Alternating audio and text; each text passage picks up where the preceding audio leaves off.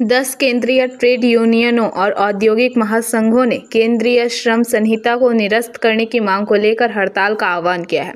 सोमवार को हड़ताल के समर्थन में पश्चिम बर्धमान जिले के दुर्गापुर में CITU कार्यालय में एक प्रेस कॉन्फ्रेंस में बोलते हुए इंटक के अध्यक्ष कमरुज्जमान कमर ने कहा कि 2009 তারপরে 2011 অবধি তো CISF তুলেছে, তখন সেন্ট্রালে ইউপিএ গভর্নমেন্ট ছিল, সেই গভর্নমেন্টের সাথে লেফটদের ভূমিকা সম্পর্ক খারাপ ছিল, কিন্তু CISF উইথড্র হয়নি।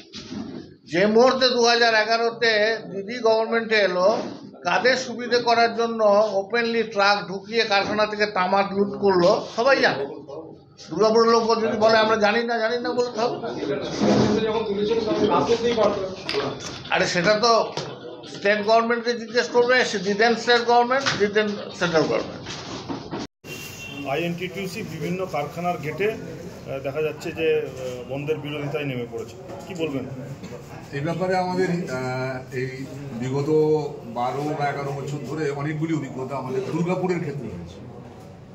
আপনাদের খেয়াল থাকতে পারে, যখন MMC বিক্রি এবং বন্ধের বিরুদ্ধে আমরা সারা দুর্গাপুরে ধর্মঘট ডেকেছিলাম, সালেম এবং ভাইজাকও এই ভদ্রাবতীতেও সেম ধর্মঘট ছিল। সেই ধর্মঘটে মাইক লাগিয়ে পুলিশকে সাথে নিয়ে INTTUC বিরোধিতা করেছিল এবং গেটে তারা ওই দিনও স্লোগান শাউটিং করে দাঁড়িয়েছিল।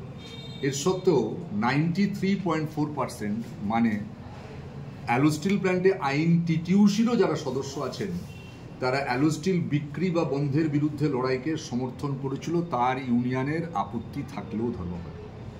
তাহলে মানুষ তার জীবনের অভিজ্ঞতায় এই ধরনের উদাহরণ দুর্গাপুরে ইতিমধ্যে রেখেছে। আমরাও যেভাবে दुर्गापुर से निमाई दास की रिपोर्ट, PVTV न्यूज़।